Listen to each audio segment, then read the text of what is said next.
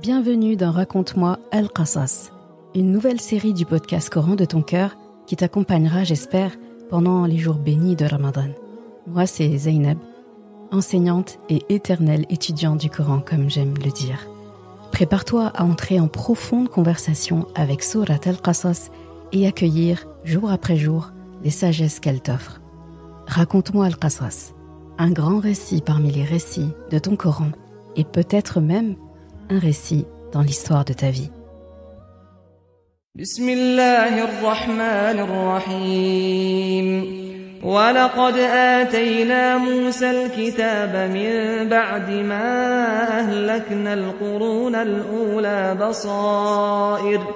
بَصَائِرَ لِلنَّاسِ وَهُدًى وَرَحْمَةً لَعَلَّهُمْ يَتَذَكَّرُونَ وَمَا كُنْتَ بِجَانِبِ الْغَرْبِ إِذْ قَضَيْنَا إِلَى مُوسَى الْأَمْرَ وَمَا كُنْتَ مِنَ الشَّاهِدِينَ وَلَكِنَّا أَنشَأْنَا قُرُونًا فَتَطَاوَلَ عَلَيْهِمُ الْعُمُرُ وَمَا كُنْتَ ثَاوِيًا فِي أَهْلِ مَدْيَنَ تَتْلُو عَلَيْهِمْ آيَاتِنَا وَلَكِنَّا كُنَّا مُرْسِلِينَ وَمَا كُنْتَ بِجَانِبِ الطُّورِ إِذْ نَادَيْنَا وَلَكِنْ رَحْمَةً مِّن رَّبِّكَ لِتُنذِرَ قَوْمًا مَّا أَتَاهُم مِّن نَّذِيرٍ مِّن قَبْلِكَ لَعَلَّهُمْ يَتَذَكَّرُونَ. Nous avons en effet donné le livre à Moussa, après avoir fait périr les anciennes générations, en tant que preuve illuminante pour les gens, ainsi que guidée, et rahma, afin qu'ils se souviennent. Tu n'étais pas sur le versant ouest du Sinaï, quand nous avons décrété les commandements à Moussa. Tu n'étais pas parmi les témoins. Mais nous avons fait naître des générations dont l'âge s'est prolongé, et tu n'étais pas non plus résident parmi les gens de Madian, leur récitant nos ayats. Mais c'est nous qui envoyons les messagers. Et tu n'étais pas au flanc du mont Tour quand nous l'avons appelé. Mais tu es venu comme une rahma de ton Rabb pour avertir un peuple à qui nul avertisseur avant toi n'est venu, afin qu'ils se souviennent. Surat Al-Qasas, ayah 43 à 46. Assalamu alaikum wa rahmatullah. Très contente de te retrouver pour la suite. J'espère que jusqu'à présent, ça se passe bien pour toi avec le récit, avec les passages et que tout se goupille bien, on va dire. Alors, on arrive à la ayah 43. Et ici, donc, Allah subhanahu wa ta'ala conclut quelque part le récit de Moussa alayhi salam, en tout cas la partie qu'il a abordée dans cette sourate. Et donc, il dit qu'il a effectivement, en effet, donné à Moussa alayhi salam un livre, donc At-Tawra, après avoir fait périr les anciennes générations, en tant que Basair, comme il dit, ou Huda, ou Rahma. Donc là, il est en train de définir ce que la Tawra était censée en tout cas apporter au peuple de Moussa alayhi salam et après. Et c'est très beau que Allah subhanahu wa ta'ala ici parle de Basair, donc de preuves des miracles visuels qui se voient. Basair, dedans il y a Basara, la vue. Et donc, si tu regardes bien, pour un peuple qui a reçu plein de preuves, de miracles visuels qui en mettent finalement plein la vue, c'est le cas du bâton de Moussa alayhi salam qui se transforme en serpent, les 9 plaies d'Égypte aussi, la main de Moussa alayhi salam qui devient toute blanche alors qu'il est très foncé de peau, la mer qui s'est fendue en deux. Ça fait quand même beaucoup de basair, beaucoup de miracles, de preuves visuelles. Mais pourtant, quand Allah subhanahu wa ta'ala parle de la Tawra, du livre qu'il a donné à Moussa alayhi salam, eh bien, il parle de miracles. Les vraies preuves et les miracles sont dans ce livre, en parlant de la Tawra. Ce livre doit permettre d'ouvrir les yeux sur ce qui est bon et ce qui nous mène à la perte. Ça veut dire que sans le livre d'Allah, donc la Tawra à l'époque, eh bien, la vue est impossible, voir est impossible. Donc Allah fait de très bons jeux de mots et de très bons parallèles, de métaphores par rapport à la vue, ce qui se voit effectivement visuellement, et la vue de manière générale sur ce qu'on voit dans le monde, dans notre vie, la vision qu'on a des choses, la vision qu'on a des gens, la vision qu'on a de la vie, d'Allah, c'est une vision. Mais c'est un sens beaucoup plus large que la chose que tu vois là devant tes yeux. Et donc, après leur sauvetage d'Égypte et la fin de Pharaon, dans les conditions inhumaines de tyrannie finalement dans lesquelles ils vivaient, Banu Israël, eh bien, il était impossible de demander à ces gens, à Banu Israël, de suivre des règles religieuses trop poussées, des règles de jurisprudence très très détaillées. Donc après, ce n'est que après, sur leur route vers la Palestine, parce que c'est vers là qu'Allah les dirigeait, eh bien là, c'était enfin le moment. Donc c'est seulement après leur sauvetage, après qu'ils aient passé la mer, après qu'ils se soient, on va dire, reposés, etc. et tout, c'est seulement là que le livre, donc la Torah, a été révélé. Donc Allah fait preuve d'énormément de rahma, même dans ce qu'il ordonne, dans ce qu'il demande de faire. Il choisit le bon moment. Ce n'est pas quand ils étaient avec Pharaon, dans cette tyrannie-là, qu'il va leur dire « suivez ceci, suivez cela », même si, finalement, ils avaient déjà des règles. Parce que, rappelle-toi, c'était les musulmans de l'époque.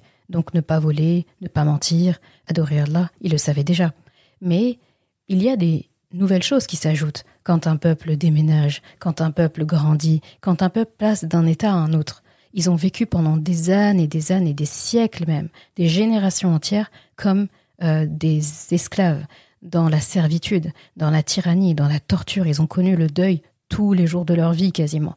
Donc un peuple comme ça, et un peuple qui goûte soudain à une liberté, et on sent que même dans cette liberté-là, ils étaient perdus. C'est très difficile en fait finalement de gagner tout de suite la liberté quand on a été dans la tyrannie. Regarde les personnes par exemple qui ont vécu longtemps dans une ambiance toxique et tout d'un coup sont libérées de leur tortionnaire entre guillemets. Si tu les observes dans les premiers temps, on dirait des gens perdus en fait, parce que c'est pas facile, ils connaissent pas. Donc là où quelqu'un pourrait dire mais c'est bon maintenant, vis ta vie, fais ce que tu as à faire, reprends goût à la vie, la personne en fait elle a envie de dire c'est pas si simple que ça, c'est pas exactement comme ça. Elle a besoin de se réparer, elle a besoin de se recentrer sur elle-même, elle a besoin de réapprendre même tout simplement à vivre. Demande aux personnes qui ont été traumatisées, qui ont vécu dans des mariages toxiques ou qui ont été éduquées par des parents qui, par exemple, les maltraitaient, les battaient, ou tout simplement étaient dans un pays où on les maltraitait aussi. Passe de ça, en fait, à la liberté, entre guillemets, cette personne a beaucoup à réapprendre. Donc c'est dans ce contexte-là, en fait, que Torah est venue, tout simplement, pour leur ouvrir la vision, leur ouvrir la vue sur les choses, les vrais faits de la vie, comme pour leur dire la vie avec Pharaon, c'était pas la vraie vie. Il y a beaucoup plus de choses dans la vie que ça. Donc pour leur ouvrir les yeux, Basair, Huda, parce que quand on est perdu, ils savent plus où aller en fait. Ils savent plus où est-ce qu'ils vont. Ils ne connaissent pas la destination vers laquelle ils vont. Donc ils sont quelque part perdus. Donc il faut quelque chose qui les dirige. Et la rahma, parce que dans tout ça on a besoin de rahma. Et en parlant de ces mots-là, Allah subhanahu wa ta'ala, donc, quand il parle de preuves, de miracles visuels, il parle de basair. Donc, ce sont des preuves pour ouvrir les yeux à quelqu'un. Quand il parle de huda, c'est traduit souvent par guider, c'est plus que ça. Huda, c'est quelque chose qui guide encore et encore. C'est une source constante de guider, de guidance, de façon à ce que chaque fois que quelqu'un se perd, ou développe une mauvaise habitude, ou fait des erreurs, eh bien, le livre d'Allah, la Torah à l'époque, était censé repêcher cette personne, toujours recalibrer en fait, et le replacer dans la voie droite. Et la rahma, donc qu'on ne définit plus, mais qu'on va définir quand même, eh bien c'est un combiné de beaucoup de choses, de bienveillance, d'amour expansif, de soin. Quand tu entends rahma, il y a la notion d'aimer beaucoup quelqu'un, il y a la notion de prendre soin de cette personne, et que ça dure dans le temps. Parce qu'on peut aimer quelqu'un et pas en prendre soin. On peut prendre soin de quelqu'un et ne pas l'aimer aussi. Si tu vas dans un magasin, ou tu vas dans un service après-vente, ou je sais pas, ou dans un truc avec une expérience client hyper intéressante, on prend soin de toi là-bas, mais on t'aime pas inconditionnellement là-bas. Tu es un client, c'est tout. On peut aussi aimer et ne pas prendre soin. Ça aussi, malheureusement, ça existe dans les familles, dans les relations. La personne aime, mais ne prend pas soin de la personne. Donc, voilà. Il y a amour sans soin, soin sans amour. Et la rahma, ça vient combiner. Allah subhanahu wa ta'ala, il dissocie pas les deux. Il aime inconditionnellement, il prend soin inconditionnellement, et ça dure dans le temps. La rahma, c'est ça. Et rajoute à ça la bienveillance, rajoute à ça la compassion, rajoute à ça vraiment le fait de vouloir donner le maximum à la personne et vouloir son bien. Donc, la Taura, c'est tout ça. Quand Allah subhanahu wa ta'ala parlait de la Taura, elle était censée venir ajouter tout ça. Donc, en gros, la Taura va être source de bienveillance expansive pour ceux qui croient en ses preuves, basair, parce que c'est quelque chose qui se voit. Quand ils voient, ils croient. Tout ce qu'on leur donne, ils croient. Ensuite, ils le prennent comme huda, comme guidance constante. Et ce livre sera alors une source de rahma pour eux, d'amour expansif, de soin et que ça dure dans le temps. Et cette description de la Taura, finalement, quand tu regardes, c'est la même qu'Allah donne du Coran.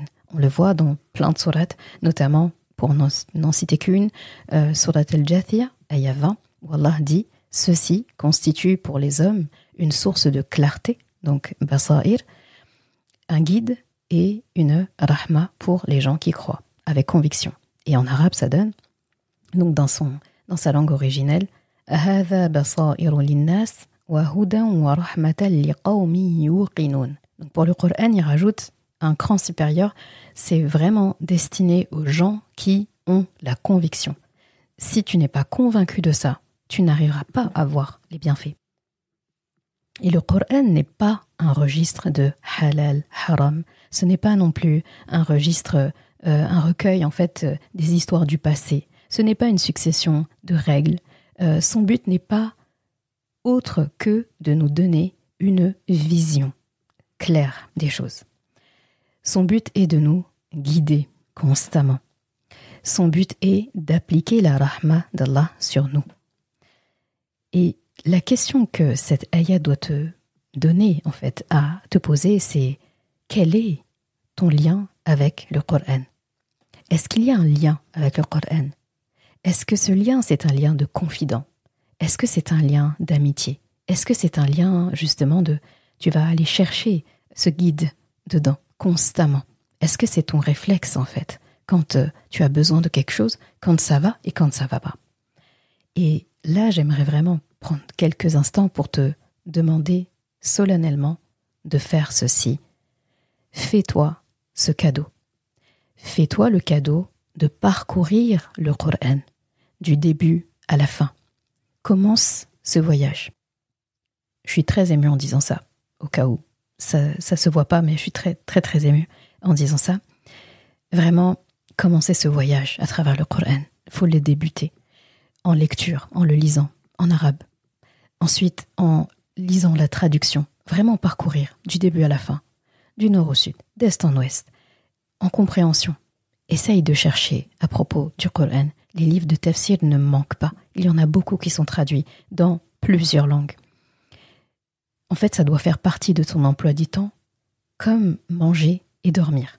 Il faut vraiment que tu te demandes quelle place tu donnerais à quelqu'un qui éclaircit toujours ta vision du monde, ta vision de manière générale. Quelle place tu donnerais à quelqu'un qui te donne toujours la bonne direction quand tu en as besoin, quelle que soit ton épreuve, quel que soit ton problème, quelle que soit l'erreur que tu as commise? Quelle place tu donnerais à quelqu'un qui t'aime profondément, à quelqu'un qui prend soin de toi et qui le fait sur le long terme? C'est la définition même d'un idéal, tu me diras. Hein. Et on a l'habitude d'entendre que l'idéal n'existe pas.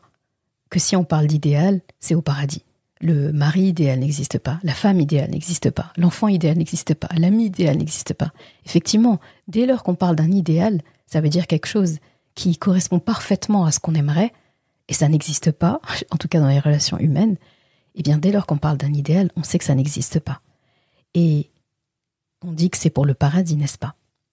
Et si tu apprenais aujourd'hui, là maintenant, au moment où je te parle, que le seul idéal que tu peux toucher, vraiment, que tu peux palper, eh bien, dans ce monde, c'est le Coran.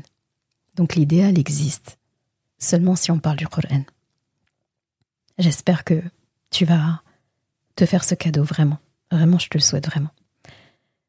À la ayah suivante, la ayah 44, Allah dit « Tu n'étais pas sur le versant ouest, donc du Sinaï, quand nous avons décrété les commandements à Moussa, alayhi salam, tu n'étais pas parmi les témoins. » Donc là, si tu regardes maintenant, Allah subhanahu wa ta'ala a comme terminé un récit, et là il reprend. Et au cas où tu n'avais pas remarqué, le récit de Moussa alayhi salam, même s'il a pris des pages, en réalité c'est une parenthèse. C'est une conversation qu'Allah subhanahu wa ta'ala a avec le prophète sallallahu alayhi wa sallam dès le début de la sourate. Rappelle-toi, cette sourate est venue pour le réconforter, pour lui donner du courage dans une route qu'il était en train d'entreprendre. Il faut considérer que là, dans son voyage, il est comme Moussa alayhi salam qui quitte l'Égypte et qui va vers Madian. Et après, il devra faire le trajet inverse. Rasulallah, il est dans ce trajet-là où il quitte Mecca et il va vers Médine. Et il va un jour faire le trajet inverse, victorieux. Et donc, il a besoin de force ici. C'est pas facile. Donc Allah subhanahu wa ta'ala fait ce qu'il fait souvent dans le Coran pour Rasulallah sallallahu alayhi wa sallam. Il prend un récit de quelqu'un qui l'a précédé et qui a traversé des choses similaires, qui est passé par des épreuves quasi similaires, avec des nuances, avec des particularités en fonction du peuple, en fonction du pays, etc. Et il l'offre à Rasulallah sallallahu alayhi wa sallam pour lui dire « Regarde, tu n'es pas seul. Regarde, c'est un être humain comme toi. Regarde, c'était un homme comme toi. Regarde, c'était un prophète comme toi. Regarde, il avait des émotions comme toi. Regarde, il a perdu des membres de sa famille comme toi. Un tel, c'est son père qui était contre lui, Ibrahim alayhi salam.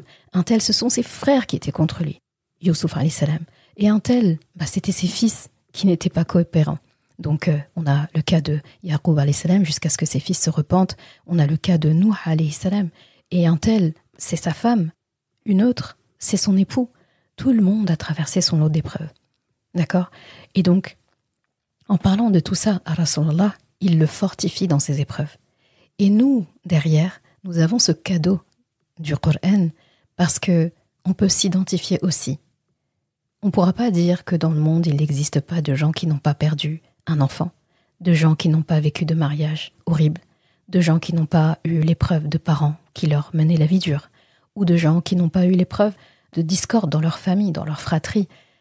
En fait, tous les cas de figure qui sont mentionnés dans le Coran existent dans le monde aujourd'hui. Donc tout le monde peut s'identifier d'une manière ou d'une autre.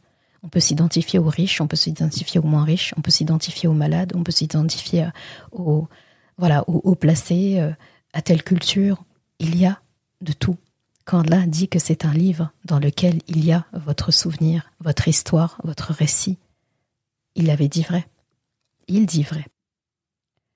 Donc ici, dans la ayah 44, Allah reprend la conversation avec le prophète sallallahu alayhi wa sallam après avoir ouvert une parenthèse. C'est un peu comme Surat Yusuf où au début il parle à Rasulullah en lui disant qu'il va lui raconter le plus beau des récits, puis tout le récit de Yusuf alayhi salam, et après à la fin, dans la dernière page, il se réadresse au prophète sallallahu alayhi wa sallam. Donc après lui avoir raconté le récit, c'est comme s'il fait un bilan, et là il lui dit voilà, maintenant tu as les batteries, tu as tout ce qu'il faut pour te relever. D'accord ? Parce que Surat Yusuf avait été révélé pendant l'année de la tristesse où il avait perdu ses deux plus grands soutiens, son épouse et son oncle. Et donc ici, pareil, il a besoin de soutien. Donc Allah termine ce récit et revient vers Rasulallah en lui disant, donc là maintenant, en gros c'est comme si les rideaux étaient baissés, ça y est, le récit est terminé, on reprend. D'accord ?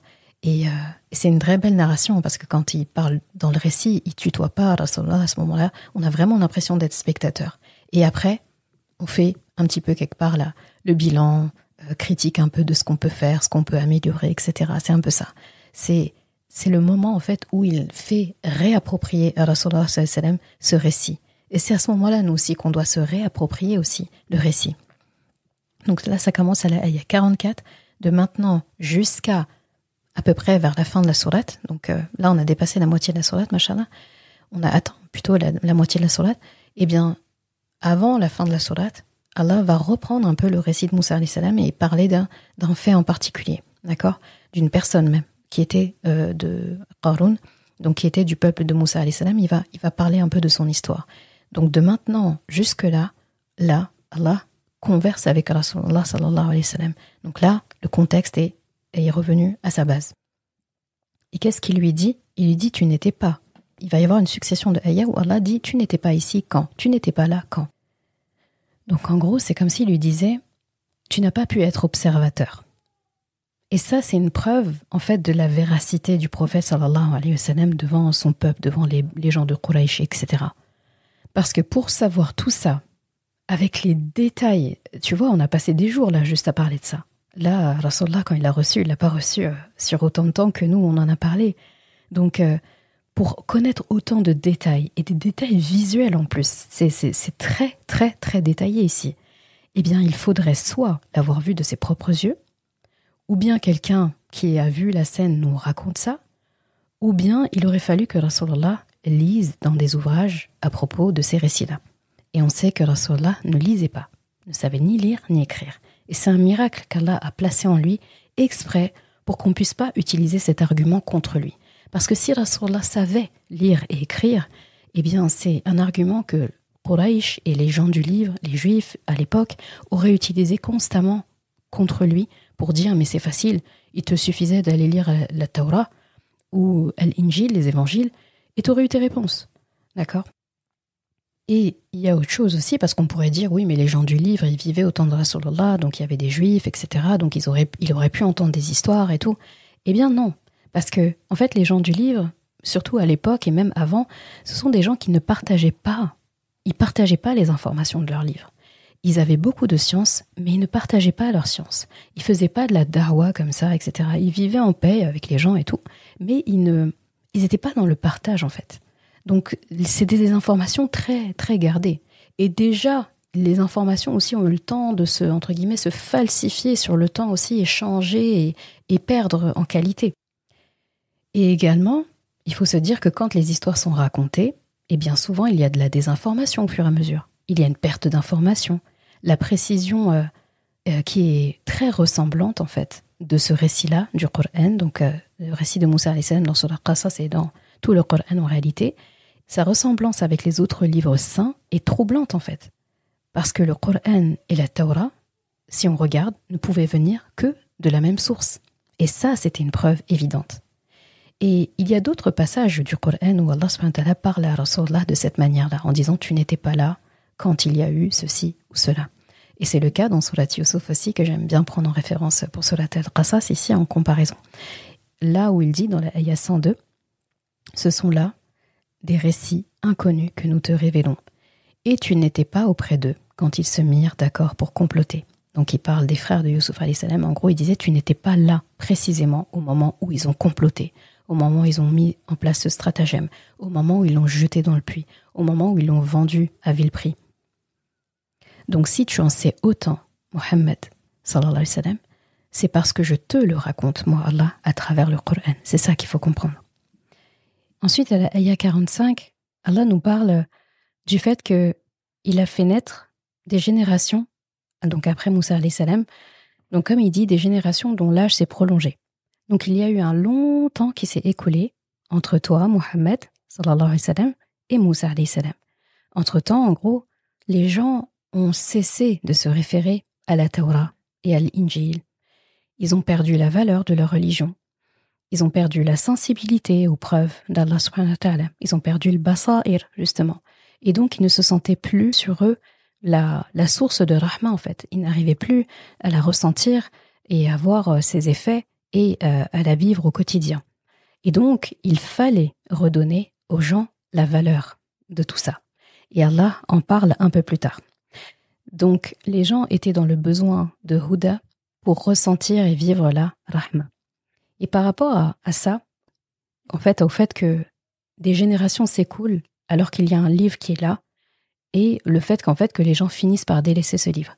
Parce que la question que tu pourrais te poser, c'est ok, le Coran c'est le dernier livre révélé, mais ça veut dire qu'il y a eu des générations après Rasulullah.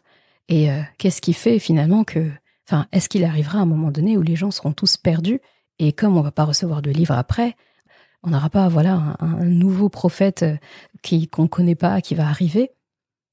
Eh bien, ça m'a fait penser à un passage dans un hadith de Rasulullah sallallahu alayhi wa sallam où il avait une conversation avec les compagnons, notamment avec Ziyad ibn Labid, radiyallahu anhu, qui relate et qui disait que Rasulullah sallallahu alayhi wa sallam s'est mis à mentionner une chose. Alors il a dit « Ceci sera au moment des prémices de la disparition de la science. » Alors j'ai demandé Ô messager d'Allah, comment la science disparaîtra-t-elle alors que nous récitons le Coran? Nous l'enseignons à nos enfants, et nos enfants eux-mêmes l'enseigneront à leurs enfants, jusqu'au jour de la résurrection. Il répondit, Ô Ziyad, que ta mère te perde. C'est une expression qui se disait à l'époque, comme pour dire non, fallait pas dire ça, quoi. certes, je te considérais parmi les gens les plus intelligents de Médine.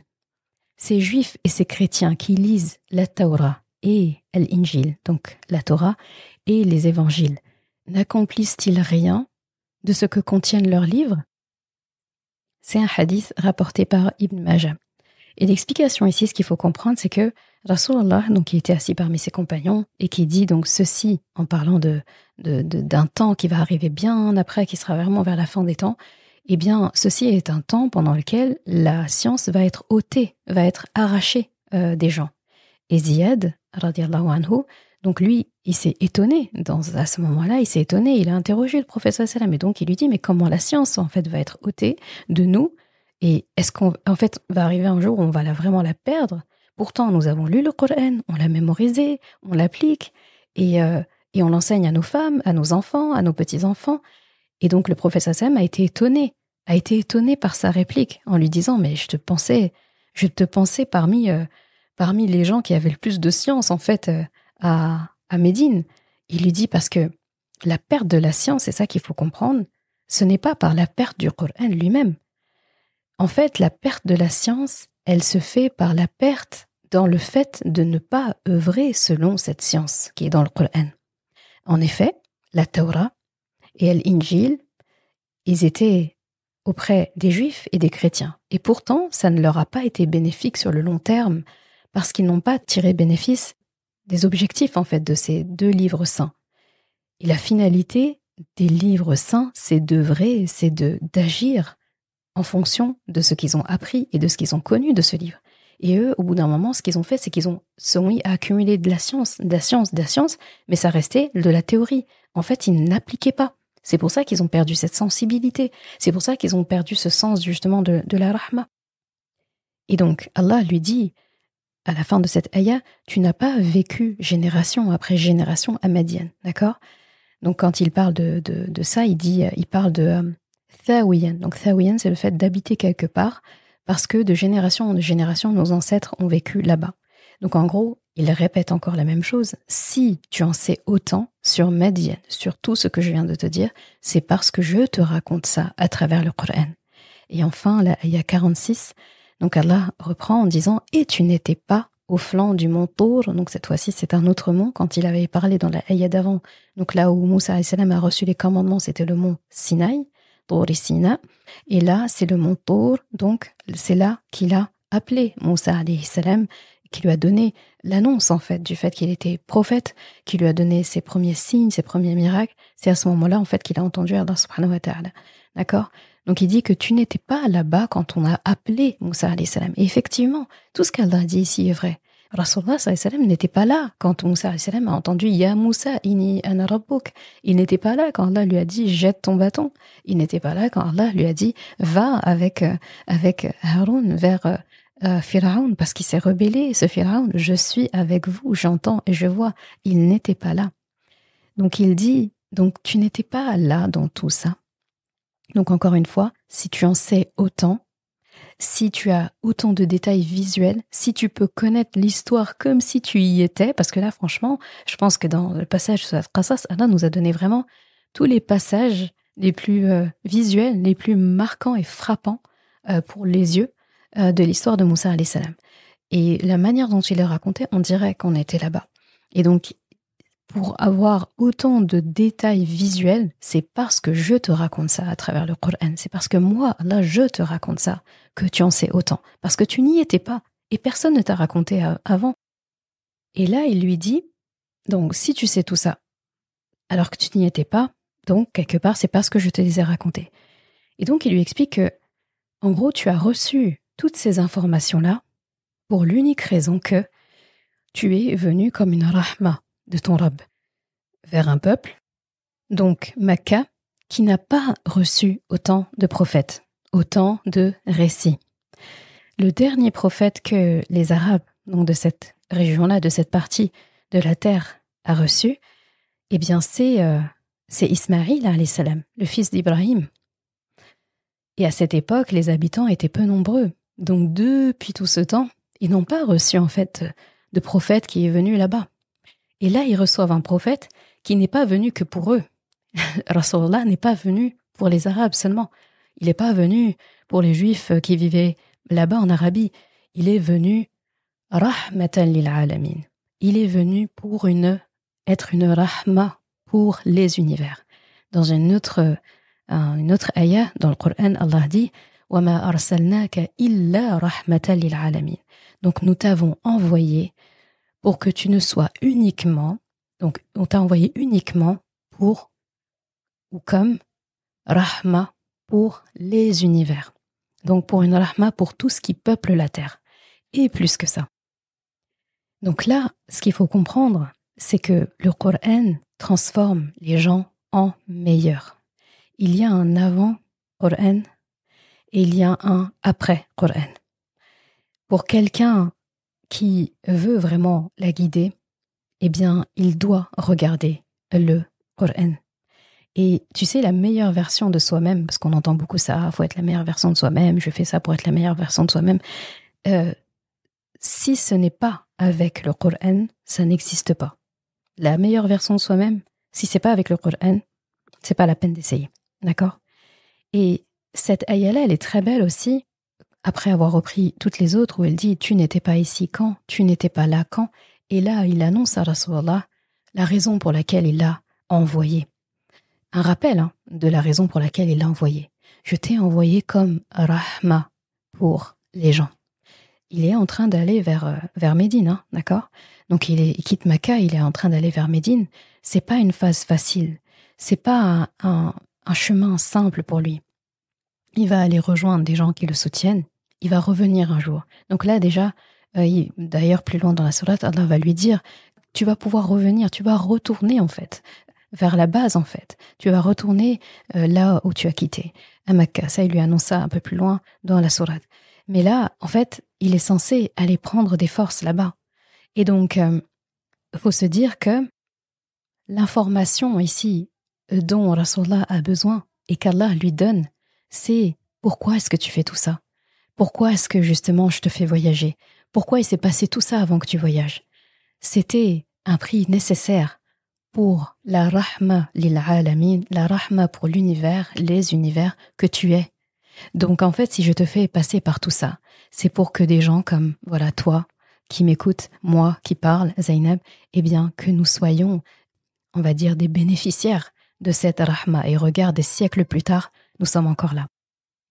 Et ce qu'on entend également de tout ça, c'est que Rasulullah est un être humain.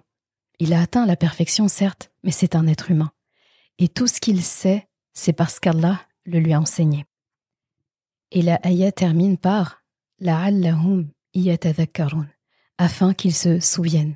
Et c'est très beau qu'ils parlent de ça, qu'ils se souviennent, comme pour dire « il s'est passé du temps entre Ismaïl et lui avant que des avertisseurs, donc des envoyés viennent. » Et là, c'est le cas de Rasulullah. Eh bien, c'est comme pour leur rafraîchir la mémoire. Il fut un temps où vous avez guidé, il fut un temps où vous aviez reçu de belles révélations. Eh bien, il est temps en fait de retourner à cette base-là, et cette fois-ci, pour les univers tout entiers. On va voir demain, Inch'Allah, la suite de la conversation entre Allah et Rasulullah sallallahu alayhi wa sallam.